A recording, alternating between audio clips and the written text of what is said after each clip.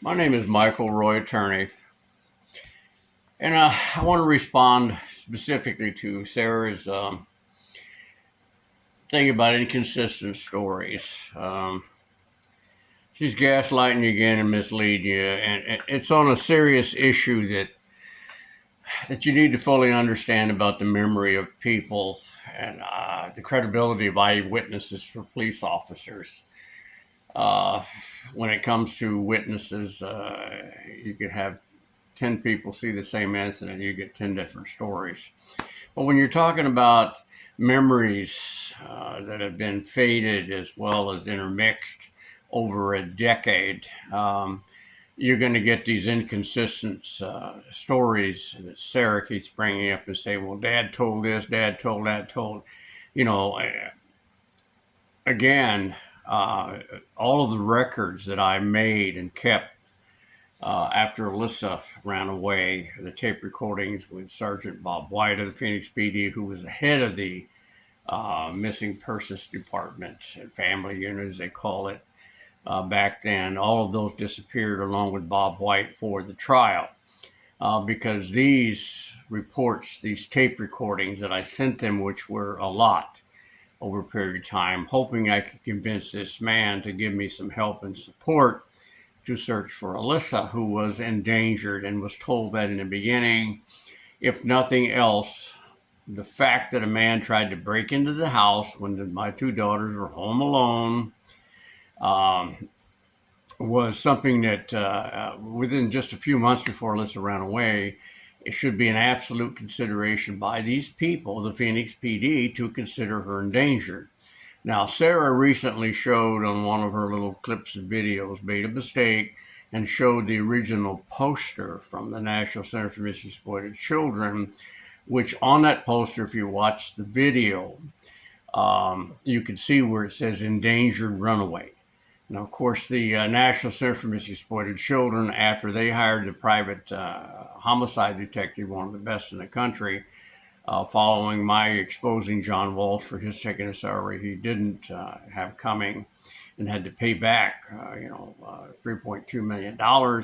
And then they also closed the office here in Phoenix that I convinced them that they needed to open because Arizona is the court of human trafficking.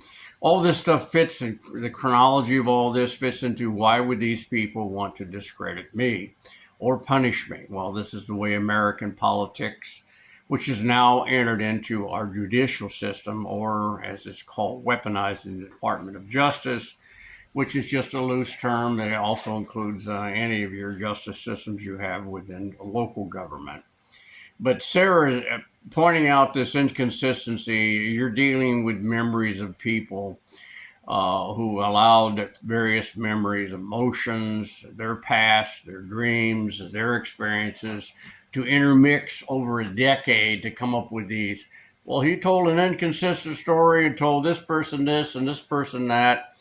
That is not reliable sources for what Sarah consistently wants and have these hounding little emails from various people on her website asking, well, just tell us the exact story that happened the day that Alyssa left. It's been told 1,000 times.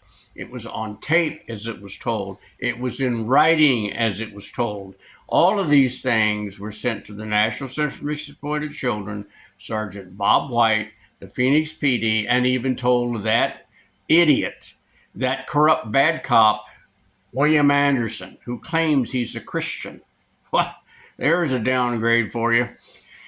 So when you look at the overall pictures I'm trying to get across to you, I'm not as much defending myself as what I'm trying to get as the overall large picture, folks. Do you really want a judicial system that is totally based on politics, movements by factions of the new war on sexes movement, factions by the Democrats, factions by the Republicans, factions by the unions, factions by any number of things that are trying to bribe Washington to get their agenda through? The whole crux and the bottom of all of this, folks, is the corruption in Washington, D.C. These 700 people literally control the world. And they're taking bribes from all over the world, no matter who it is. Drug lords, human traffickers, the devil himself, if he had a checkbook. And you want to really think that this belongs in our judicial system, in a courtroom?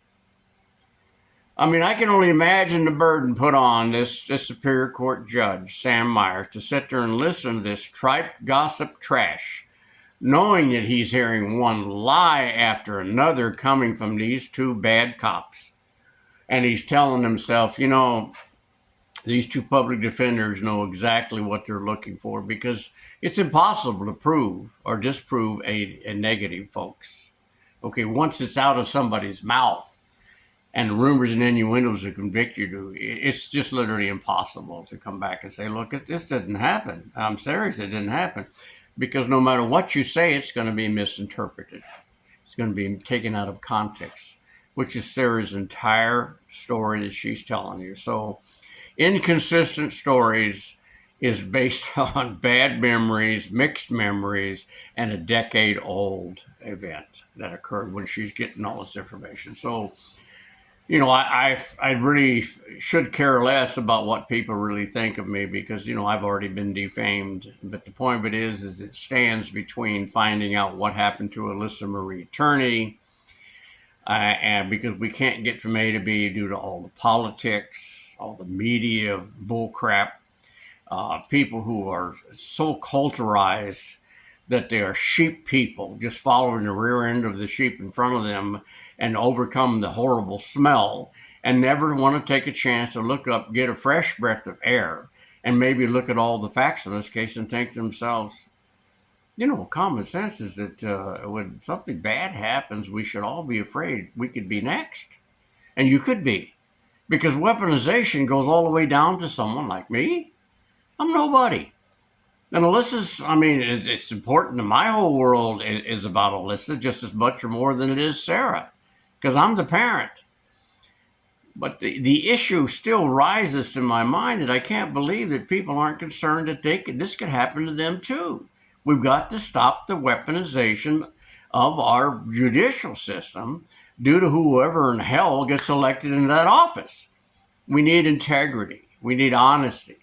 We need truth put back in Washington, D.C. And you're not going to get it by asking these people to do the honorable thing. They're all taking bribes. They're all taking money. They're living high off the hog, and we're paying the price, even with our freedoms. So you should be asking, how many people under our current judicial system, especially here in Maricopa County, are in prison who shouldn't be there to begin with? That's the downside of what is occurring in our society now. You got 24/7 news, media, entertainment, and they're doing this for profit, folks. Not because they want to guarantee you the facts. None of them are. Good luck to you.